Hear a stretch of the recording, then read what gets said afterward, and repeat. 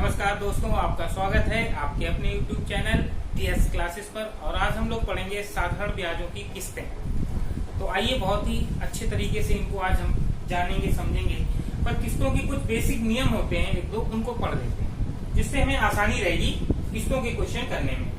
तो देखिए क्या है ग्रेस पीरियड या माफी अवधि। ग्रेस पीरियड को ही हम माफी अवधि कहते हैं हिंदी में। उधार ली गई धनराशि पर कोई ब्याज नहीं लगता है, ठीक है ना। दूसरा है पॉइंट, पहली जमा किस्त पर कोई ब्याज नहीं लगता है। इसका मतलब समझिए, जैसे आप कोई भी चीज खरीदते हैं तो जो किस्त मान लीजिए 50,000 की आप मोटरसाइकिल खरीदते हैं, उसमें से क्या होता है कि 50% आपको डाउन पेमेंट करना है, तो आपने 25,000 रुपए कर दिया। इसके बाद आपने अपनी सुविधा अनुसार कि 5,000 या 10,000 की किस्तें बनवाते हो, तो क्या है पहली किस्त आपको तुरंत देनी होती है। तो जो किस्त तुरंत दी जाती है उस पे ब्याज नहीं लगता है, परंतु ऐसा होता नहीं। लगता है कि वो हम पहली किस्त दे रहे हैं। जो पहली किस्त हम लोग देते हैं गाड़ी की जिसपे कोई ब्याज नहीं लगता है, वो रियली में लास्ट में काउंट होती है, और लास्ट वाली जो किस्त होती है वो पहली की जगह काउंट होती है। ऐसा क्यों किया जाता है? अगर मान लो पहली किस्त आप देने गए तो उस पे आपको ब्याज क्या है, जीरो देना ही नहीं है, कुछ किस्त की किस्त देनी है। लेकिन क्या होता है, जैसे आप लास्ट वाली जिस दिन देने जाओगे उस दिन भी आप कहोगे भैया आपको कुछ नहीं रहेगा, ये लीजिए पकड़ो, और आपका हिसाब किताब खत्म हो गया। तो क्या करते हैं, ऐसे तो दिक्कत हो जाएगी, उसको घाटा हो जाएगा कंपनी को। तो क्या होता है, पहली किस्त को अंतिम में कर देता है और अंतिम वाली किस्त पहले जमा करता है। मान लीजिए आपने 5 किस्तों में रुपए चुकाना है, तो पांचवी किस्त जो लास्ट में चुकाई जाएगी उसको वो पहले लेता है। तो 5 में आपको 4 किस्तों के वो क्या करेगा, ब्याज लेगा, और 5वीं किस्त आपकी जीरो ब्याज पे चली जाएगी, ठीक है ना। तो यही होता है, पहली जमा किस्त पर कोई ब्याज नहीं लगता है, ठीक है ना। और अंतिम किस्त सबसे पहले जमा की जाती है। यही चीज मैं बता रहा हूँ कि अंतिम जो किस्त है वो सबसे पहले जमा की जाती है, और जो पहले लिखा है कि पहली जमा किस्त पर कोई ब्याज नहीं लगता है, वो रियलिटी सही बात है, लेकिन वो लास्ट में इंक्लूड की जाती है। आइए हम क्वेश्चन के माध्यम से इनको और अच्छे से समझते हैं। तो देखिए क्वेश्चन पहला है किस्त पे आधारित कि 3 वर्ष बाद दे 1,092 रुपए बराबर किस्तों में चुकाना है। यदि साधारण ब्याज की दर 12% वार्षिक हो तो प्रत्येक किस्त का मान क्या होगा, यानी कि प्रत्येक किस्त कितने रुपए की होगी। तो इस टाइप के क्वेश्चन को कितने 3 वर्ष बाद दे और 12% वार्षिक है, तो यानी कि 3 वर्ष बाद 1,092 रुपए जिसकी दर 12% वार्षिक हो, तो ये कितनी 3 किस्तों में चुकाने पड़ेंगे, क्योंकि वार्षिक बोला है और ज्यादातर वार्षिक ही बोलेगा, ठीक है ना। तो आप देखिए क्या करना है। मान लेते हैं, अच्छे समझिएगा, बहुत ही सिंपल है। मान लेते हैं कि हमारी जो किस्त है वो 100 रुपए की चाहिए। कितने की? 100 रुपीज की किस्त। क्या किस्त का मान कितना मान लिया मैंने? 100। कितनी किस्तों में? 3 किस्तों में देना, क्योंकि 3 वर्ष बाद दे 1,092, तो 100 और 100, ये 100 रुपए की 3 किस्तें आपकी देनी पड़ेंगी। लेकिन हमने आपको भी थोड़ी देर पहले कुछ बेसिक बताया थे, नियम थे कि पहली किस्त वो अंत में जमा करेंगे जिसपे ब्याज नहीं पड़ेगा, और अंतिम वाली हम पहले जमा करेंगे। क्या होगा, एक किस्त तो जीरो जाएगी तो 2 पे ब्याज लगेगा। तो देखिए 12% वार्षिक है, तो पहली किस्त जो है वो अंतिम में जाएगी, उस पे कोई ब्याज नहीं पड़ेगा, लेकिन 2 पे पड़ेगा तो 2 साल का यहाँ पे ब्याज लग जाएगा आपसे। तो आप बोलेंगे कितना हो जाएगा, 12 दूनी 24, इसमें 100 में ऐड करेंगे, जो ब्याज मिलेगा वो ऐड किया जाएगा, तो पहली किस्त उसकी 124% की जाएगी, ठीक है ना। और दूसरी किस्त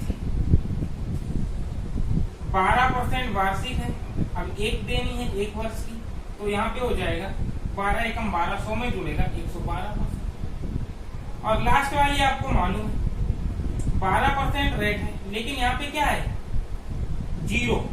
यहाँ पे किसके ब्याज क्या मिलेगा, जीरो मिलेगा, कोई मतलब ही नहीं है। यहाँ पे तो तुरंत देनी है, कोई समय नहीं है, तो जीरो मान लिया। तो 12 का जीरो गुणा करेंगे यानी जीरो। यहाँ पे जो किस्त जाएगी वो सिर्फ और सिर्फ 100% की जाएगी। अगर हम देखें तो तीनों किस्त जो हमको देनी है उसमें टोटल कितना देना पड़ेगा, तो आप देखेंगे 12, 24, 36, 336%, ठीक है ना। कितना? 336। लेकिन क्वेश्चन में आप कितना दे रहे हैं, तो आप बोलोगे 1,092 रुपए।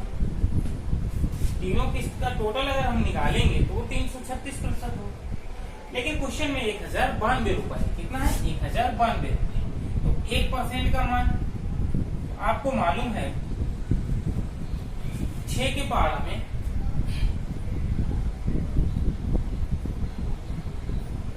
336 को हम 1092 से डिवाइड करें, 1092 कि 1% का जो मान निकालेंगे तो काटेंगे तो कितना आएगा 3.25 और हमने किस्त बेटा कितने की मानी है 100 रुपीज, तो 100% का मान क्या हो जाएगा, तो आप बोलेंगे 3.25 में 100 का मल्टीप्लाई कराएंगे तो ये आ जाएगा 325 रुपए आपको देना पड़ेगा, यानी प्रत्येक किस्त का जो मान होगा वो 325 रुपए होगा।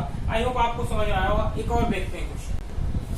देखिए बेटा नेक्स्ट क्वेश्चन क्या है कि 4 वर्ष बाद दे 848 रुपए बराबर किस्तों में चुकाना है, ठीक है ना। यदि साधारण ब्याज की दर 4% वार्षिक हो तो प्रत्येक किस्त का मान क्या होगा, हमें प्रत्येक किस्त का मान बताना है। तो देखिए कितनी 4 वर्ष बाद है यानी 4 किस्तें, तो मैं मान लेता हूं कि प्रत्येक किस्त का मान 100 रुपए, तो 4 ऐसे 4 बार आप 100 लिख लीजिएगा। इसके बाद आपको मालूम है कि लास्ट वाली किस्त जो होती है पहली वाली लास्ट में जमा की जाती है और लास्ट वाली पहले जमा की जाती है, क्योंकि पहली किस्त क्या होता है उस पर ब्याज फ्री यानी कोई भी ब्याज नहीं पड़ता है। तो यहाँ से क्या करेंगे, दर कितनी है 4% और समय कितना हो जाएगा 3, क्योंकि एक किस्त फ्री होगी तो 3 का मान पड़ेगा, यानी कि 3 पहले यहाँ पे 3 वर्ष का पड़ जाएगा ब्याज। तो आपका जो ये ब्याज यहाँ से बनेगा 4 की 1200 में जुड़ेगा 112। दूसरी पे 4% दर है, 2 वर्ष का लगेगा भैया, 4 दूनी 8 तो यहाँ पे कितना हो जाएगा 108 हो जाएगा। और तीसरी किस्त और इनटू 1 साल का 3 2 1 करते हुए क्रम में, क्योंकि लास्ट वाली 0 पे जानी है तो यहाँ पे 4 एकम 4 यानी 104% लगेगा। और अंतिम वाली में 4% और यहाँ पे क्या हो जाएगा 0, यानी कि ये 100 की 100% पे जाएगी। अगर आप टोटल करेंगे तो 12 8 20 4 24 यानी 424%। लेकिन हमारा मान कितना है 848 रुपए, तो आप कह सकते हैं कि 424% का जो मान है वो रुपए में 848 है टोटल। तो 1% का मान 24 गुना 48 आप बोल सकते हैं कि 2 बार कट जाएगा, तो 100% तो 0 बढ़ाने हैं और आप कह देंगे प्रत्येक किस्त का जो मान है वो 200 रुपए हमको देनी पड़ रही थी। आई होप आपको समझ में आ गया होगा। एक क्वेश्चन और देखते हैं। देखिए बेटा 5 वर्ष बाद नेक्स्ट क्वेश्चन है 5 वर्ष बाद दे 3600 रुपए, यानी 3600 रुपए हमको किस्तों में चुकाने हैं 5 किस्तों में, और साधारण ब्याज की जो दर है वो 10% वार्षिक है, तो हमें प्रत्येक किस्त का मान बताना है। तो यहाँ पे बेटा 5 है तो आप 5 किस्तें आपको देनी पड़ेंगी। प्रत्येक किस्त मान लेते हैं हम 100 रुपए की भर रहे थे, यानी कि हमको 100 रुपए प्रत्येक किस्त का देना पड़ता है। अब तो आसानी हो गई होगी, आप इस चीज को कर सकते हैं, एक को छोड़ दीजिएगा और 4 से यानी 10% था इंटू 4, ऐसे ही आप करते जाइए जल्दी से 10% इंटू 3, जब तक ये मल्टीप्लाई करेंगे जब तक कि हमको 0 ना मिले। तो 10% इंटू 1 और लास्ट वाला हो जाएगा 10% इंटू 1 का 1 0 आ गया ना वही चीज। अब यहाँ पे आप निकाल लीजिएगा सीधे से, यहाँ पे 10 हो गए 40 140 देना पड़ा, यहाँ पे 130 देना पड़ा, यहाँ पर 120% बनेगा, 10 से कम 10 यहाँ पे 110% बनेगा, और लास्ट वाली 0 हो जाएगा, यानी कि 100 में 0 जोड़ेंगे तो 100%। अगर आप देखें टोटल किस्तों का मान क्या होगा तो 40 30 70 20 90 100 1 2 3 4 5, यानी कि आप कह सकते हैं कि 600 1 2 3 4 और 1 5, और इधर हो जाएगा 10 20 30 60 40 100 यानी 600%। ठीक है ना, इस बात को समझ रहे हो। लेकिन टोटल जो 600%, लेकिन क्वेश्चन में टोटल है हमारे पास 3600 रुपए, ठीक है ना। तो 1% का मान आप बता सकते हो कितना हो जाएगा, 2 जी 6 36। हमें 100% का मान चाहिए, 2 0 चिपका दो बेटा, तो प्रत्येक किस्त का मान 600 रुपए में देना चाहिए। आई होप आपको समझ में आ गया होगा। आइए एक और क्वेश्चन देखते हैं। नेक्स्ट क्वेश्चन है कि 4 वर्ष बाद दे 3052 रुपए बराबर किस्तों में चुकाना है। यदि साधारण ब्याज की दर 6% वार्षिक हो तो प्रत्येक किस्त का मान क्या होगा। तो बेटा 4 वर्ष बाद देना है तो यानी 4 किस्तों में देना पड़ेगा, क्योंकि वार्षिक देना है हमको। तो मान किस्तें किस्त 100 की जाएंगी, 4 वर्ष है तो 4 किस्तें में चुकानी, ठीक है ना। अब तो आपको आसानी से समझ में आ रहा होगा बढ़िया से, ठीक है ना। तो देखिए आपको 4 किस्तों में देना है तो लास्ट वाली किस्त 0 पे ही जाएगी, यानी 3 किस्तों पे ब्याज पड़ेगा। तो 3 से आप 6% वार्षिक और कितने 3, इसी तरह से आप 6% इंटू 2 और तब तक ये प्रोसेस करेंगे जब तक कि हमको 0 ना मिल जाए, प्लस 6%, ठीक है ना। अब देखेंगे हमें ब्याज कितना कितना बन रहा किस्त का, मतलब टोटल किस्त कितने की बन रही है। तो 6 दिया 18, 18 को 100 में जोड़ेंगे तो बोलेंगे 118, 6 दूनी 12 तो यहाँ पे 112%। देखिए ये बेटा ब्याज जो जनरेट होता है वो किस्त में ऐड कर दिया था, 6 दूनी 12 100 में जोड़ेंगे तो 112, ठीक है ना। इस चीज को समझिएगा, 6 कम 6 106%, और यहाँ पे 6 का 0 0 हो जाएगा, 100 में 0 जोड़ेंगे तो 100%। अगर आप यहाँ पे टोटल करेंगे तो देखेंगे 18 12 30 और 6 36, यानी कि यहाँ पे 436%। टोटल कितना बन रहा है 436। अब देखिए 436%, क्वेश्चन में आपको चुकाना है कितना 3052 रुपए। तो 1% का मान, तो 6 के बारे में 2 आता 7 पे 6 7 42, यानी 7 बार पूरा चला जाएगा। हमको 100% की वैल्यू चाहिए, तो 0 चिपका दो दोनों तरफ, तो आप बोलेंगे प्रत्येक किस्त का मान 700 रुपए होगा। जो मैंने किस्तों के क्वेश्चन पढ़ाए थे उसके बाद 1-2 क्वेश्चन, कुछ साधारण ब्याज के 1-2 क्वेश्चन रह गए थे, तो उनको हम यहाँ पे डिस्कस करेंगे।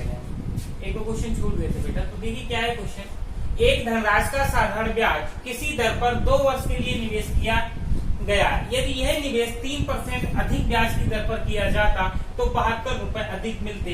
तो आपको ये बतानी वो धनराशि क्या थी जो निवेश की गई। तो यहाँ पे एक चीज समझिएगा, हमको यहाँ दर नहीं दी गई, एक धनराशि साधारण ब्याज किसी दर पर, वो दर हमको नहीं दी गई है, लेकिन ये मालूम है कि दर को यदि 3% को बढ़ा देता, जो भी दर उसको जो भी ब्याज मिल रहा था, जिस दर से मिल रहा था वो हमें नहीं मालूम है, लेकिन ये मालूम कि 2 वर्ष के लिए निवेश किया, समय भी मालूम। कह रहा है जिस दर से मिल रही थी यदि वहां से हम 3% बढ़ा देते, जैसे मान लेते, आप यहाँ बेसिक थोड़ा समझिएगा, ये 100 रुपए हमारी राशि थी, मान लीजिए इस पे 5% से हमको ब्याज मिल रहा था, तो 100 का 5% आप बोलेंगे 5 रुपए ही ब्याज होगा, ठीक है। अगर हम ये कहें कि अगर ब्याज दर 2% बढ़ जाए, कितनी 2% बढ़ जाए, तो 100 का 2 कितना होगा 2, तो अगर 5 में 2 जोड़ दो 7, और वैसे भी 5 2 7, 100 का 7% 7 ही होगा। तो हमें मतलब कहाँ से 8%, यहाँ पे हमने 1 वर्ष के लिए केवल निकाला, 5 एकम 5 2 एकम 2, यानी 2 एकम 2%, 2% बढ़ाया तो 2 ही रुपए बढ़ा, ठीक है ना। तो यही चीज हमको यहाँ पे देखनी है कि 2 वर्ष 80% ही आपको मालूम होता है क्या होता है ब्याज, ठीक होता है ना। लेकिन यहाँ पे जो अधिक मिल रहा है, जो भी रुपए अधिक मिल रहा है वो ब्याज का ही तो मिल रहा है। तो यहाँ पे देखो आपकी आय कितनी है 3%, समय आपका वही रहेगा 2 वर्ष, और आपको कितने रुपए अधिक मिल रहे हैं ब्याज के रूप में 72 रुपए, तो 3 दूनी 6, यानी हम कह सकते हैं 6% का मान 72 रुपए है, तो 1% का मान क्या होगा, 6 से काटेंगे 12 छंगे 72 रुपए। आपको मालूम है 100%, 2 जीरो चिपका दो दोनों तरफ, तो आप बोलेंगे वो धनराशि 1200 रुपए होगी। यहाँ पे हमें दर निकालने की कोई आवश्यकता नहीं है, काफी लोग इसमें दर निकालते हैं, इसके बाद जो दर निकलती है उसमें 3% ऐड करके 2 वर्ष का निकालते हैं, तब बताते हैं, ठीक है ना। तो राशि निकल पाती है। यहाँ पे आपको क्या करना, डायरेक्ट समय आपको मालूम होता कितनी दर बढ़ी, 3% बढ़ी, 4 बढ़ी, कुछ भी यहाँ पे बढ़ेगा, बस उसका मल्टीप्लाई करिए। इस दर का 2 वर्ष के लिए बढ़ना ही तो ये इतना 3% बढ़ा 2 वर्ष के लिए, तो वही तो 72 रुपए जनरेट कर रहे हैं। 3% ब्याज दर बढ़ी, लेकिन बढ़ी कितने 2 वर्ष, भाई प्रत्येक वर्ष के लिए बढ़ेगी, तो 2 वर्ष के लिए निवेश किया 2 ही वर्ष के लिए, यानी 6% बढ़ने से उसका जो 72 रुपए अधिक जनरेट हुआ वही तो 6% है, जिसका मान 72 है, तो 1 का मान 100 का मान, यानी 1200 रुपए, धनराशि 1200 रुपए थी। एक क्वेश्चन और आइए देखते हैं।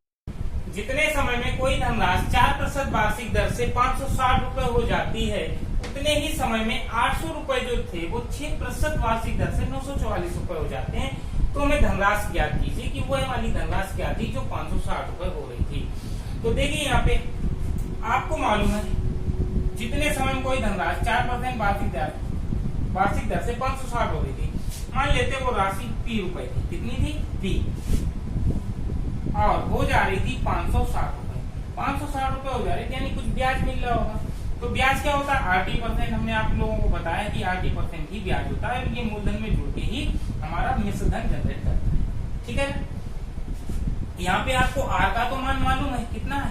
4%। लेकिन T का मान हमको नहीं मालूम है। ठीक है, लेकिन दूसरी कंडीशन क्या है? कह रहा 800 रुपए जो थे उतने ही समय में, 800 रुपए उतने ही समय में 944 रुपए हो रहे हैं, जबकि ब्याज की दर कितनी है? 6% वार्षिक है। उतने ही समय में, तो हमको समय यहाँ भी क्या, जो यहाँ समय था वो यहाँ लग रहा है, यानी मान लिया। अब यहाँ से देखो हमें कुछ निकालने क्लू नहीं मिल रहा, लेकिन यहाँ से मिल रहा है कि 800 रुपए 944 हो रहे हैं, यानी मिश्रधन ये हो जाएगा मूलधन P, या मूलधन 8 था, मिश्रधन 944 हो रहा है। तो यहाँ से ब्याज कितना मिल रहा है? तो आप बोलेंगे SI का जो मान होता है वो 944 से अगर हम 800 रुपए घटा दें तो जो साधारण ब्याज जनरेट हो रहा है वो 144 रुपए यहाँ से मिल रहा है। और आपको मालूम है RT% ही क्या होता है? SI होता है। R आपको मालूम है 6% इंटू T का मान निकालना है। SI कितना? 144 रुपए ब्याज मिल रहा है, मूलधन कितना है? 800। तो 100% क्या होगा? 0 0 काट लो, 8 से काटोगे 8 एकम 8, 6 बचा 64, 8 अट्ठे 64, 6 से काट लो 6 तियां 18, यानी T बराबर आपका निकल के आ गया कि 3 वर्ष में, यानी 3 वर्ष में वो 800 रुपए थे, 3 यहाँ रखेंगे, T का मान 3 निकल आया, यानी 3 वर्ष बाद वो 944 हो रहे थे जब ब्याज की दर 6% थी। तो यहाँ कह रहा है कि वो मूलधन क्या होगा। अब आपको मालूम है कि समय दोनों में बराबर था, तो यहाँ पे 3 वर्ष निकला तो यहाँ भी 3 होगा। तो RT% यहाँ T का मान हम 3 जैसे ही रखेंगे तो 3 चौको 12 हो जाएगा, और आप कहेंगे कि 12% जो था, और 100 अगर मूलधन P का मान 100 होता है, 100 जोड़ देंगे तो कितना हो जाएगा? 112% का मान। मिश्रधन कितना था?